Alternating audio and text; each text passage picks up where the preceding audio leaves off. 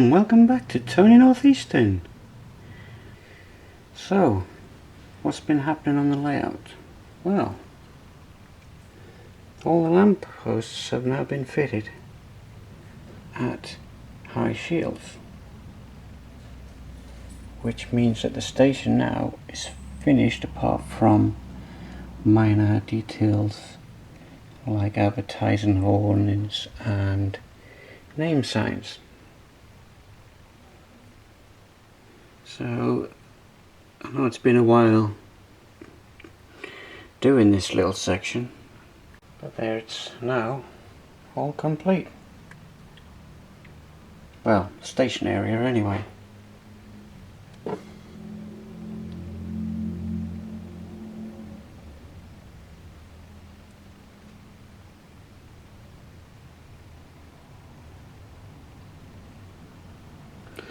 I have added the final section baseboard here, which means now I can bring this road towards the edge of the baseboard, because I don't have to reach over to the back so much now that all that's done at the back there. So, and that's as far as it's got so far, because I haven't really been up here that much recently, with new things happening at work and what have you. Okay, as you can see, I've screwed the MDF to the battening and I've filled in the holes using polyfiller mixed in with some PVA, and when it dries it goes rock hard and it makes it easy to sand without bubbles appearing, because sometimes when you sand polyfiller there's always bubbles or porous bits showing. So once that's dried we can sand that down and paint the road in. Okay, as you can see, the road is now being put in place, and there's a few extra vehicles on the road as well, so that just adds to the realism. Now then, one thing I want to show you is these figures I've just got. There's a little lad there selling newspapers to a gent who's just bought one, or is just browsing at one. Now those little figures are from, never heard of these before, Scenic Accents. Alright, the HO scale, but in the scale of things people are different heights, and I just think that there just sets that little corner off. A lad selling newspapers to passing-bys. See, they're 00 figures and they're HO figures. There's not a lot of difference. I'll just put this guy there. There's not a lot of difference. Alright, taxi driver's got a bit of weight on him. But there you go, I just thought I'd quickly show you that. Right, so the road is now complete. I've just got to add the paving down the left side and down the right hand side, and bring it round to the car park area. Right, and over at this end of the platforms I have placed a signal. There'll be a little bit of a barrow to the signal, and beyond the signal there'll be a small signal box there just before it leaves for its final journey on to South Shields. Okay, so the next thing to do is the paving, and then work out how the buildings were going to sit there. Right, let's crack on. Okay, I've decided to leave the pavement for now and concentrate on making the chip shop. Now, the reason being is I want to know all the dimensions of this chip shop and then build a pavement to suit the building. So you've caught me with this building almost finished. What I've done, I've built it as per instructions, but all I've done inside is put in a dividing wall in here and added a tab there, so when this section of the building goes in, the tab keeps this floor level with that floor that's in there. And that's about it. I'm almost ready to put the lighting into the building. I'm going to have 3 lights in this building. I've left a hole there to light up this floor. I've left a hole inside there to light up the chip shop itself, and the other light will be located in the extension here, in this roof here. So when it all comes together, there'll be 3 lights in this building. I've made a little piece of trunk in there which will hide the cables. Cables will then come up through this slot here to feed that lamp there. So that's the next job. I'm going to put all the lights in place now with all the cables. Okay, what we're going to do, we're going to start putting the LEDs into the building now. And the first thing I've done is I've fed the cables through the base of the building up to the first floor, but I have tied a knot in the cables.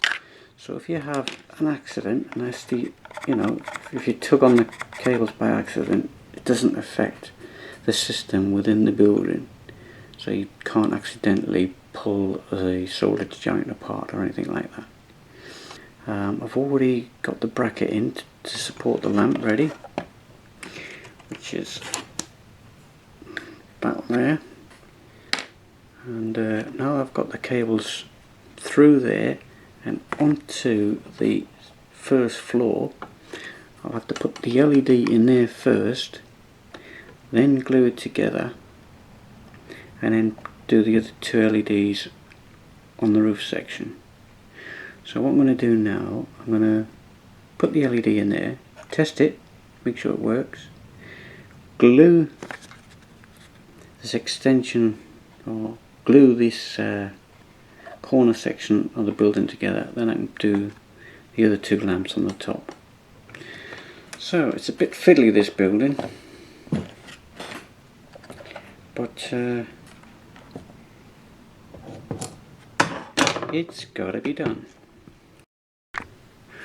Right, we've got a little bit of black heat shrink on there. Just shrink that on.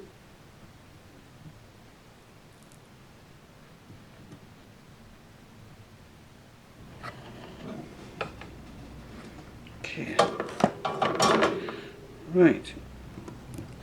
Now we can fit that one inside.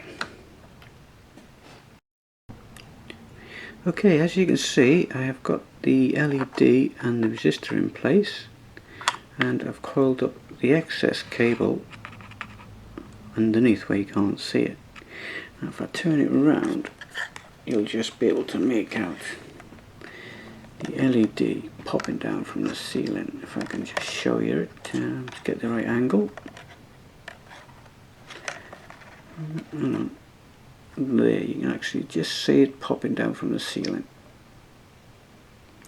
Okay, so now I can glue the 2 halves of the building together, because this cable now can just... Right, so that's what I'll do. I'll glue the 2 halves together and we'll see where we go from there. I have assembled the 2 halves of the building. And I have put the second LED on the top. It's got heat shrink on it and a little bit of insulation tape just to give it a bit of protection, but it's loose at the moment, so it could quite easily pop out. So what I do is pop it back in and then just get a little bit of super glue and just put it around the top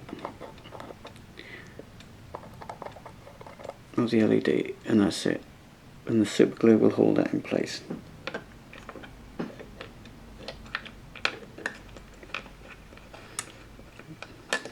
Just a little tip there. Right, so I've got one more LED to put in. That's on the extension of the building here, so I shall do that and then we'll test all the lamps, and then it's a case of detailing it. Okay, I'd just like to show you the Chippy now has working lights there, and on the upper floor there, just about to see it, and on the upper floor in there through that window there, you just about to see it. Okay, so the support there is just a piece of cardboard that came with the kit. I just cut it to size, followed the ends down and glued them in. Now if you look inside there, I've deliberately cut a slot in that floor and a slot down there as well, so the light would penetrate in this area here and into the lower room as well. So all that's left to do now is to finish it off as per instructions. Now I haven't really altered the kit at all, so it's just the basic kit, but it's been just a fiddle to get the lights in because the building is in two halves. Don't think I've done one like this before. Right, here we have the chip shop is finished, or our Chippy is finished. I've used the same technique on the roof that I used for High Shield Station. What I did was scored the roof with a pen and then painted over the top, and the tiles come through the paint. The paint's still a bit wet at the moment, but yes, that's looking good. So it's not bad that I've painted the shop fascias where the white card was showing, so that hides that. And these corners here where the card was shown again, I painted them in a reddy pink and then just wiped it off with the cotton bud as it soaks into the card. So there you go, that's all finished. I just need to see how much space it takes up on the layout. I haven't fixed it to the base which you get with a kit because there's already a pavement on the layout to start with. You look closely inside the chip shop, there's a couple of people there. There's a woman purchasing some chips and a lady behind the counter serving. So I haven't gone overboard with this building, not like I did with others on the layout. But there we go. Let's go and see how much space it takes up on that little corner. Okay, here we have our Chippy in place, and it's a lot better than what I thought it was going to be. I thought it was going to be pretty tight on this corner, but there you go. So you come out of the railway station straight into the chip shop and then head home.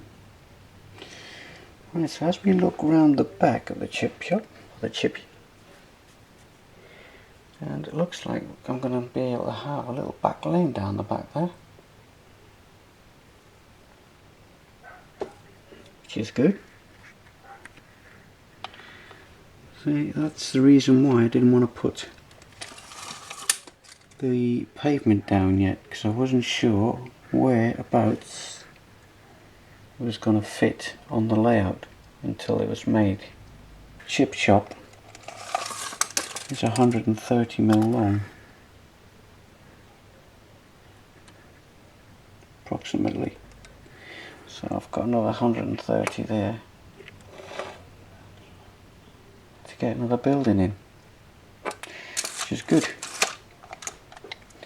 Right, thanks for watching. That's all for this week. See you again next week. Thanks for watching Tony Northeastern. Bye.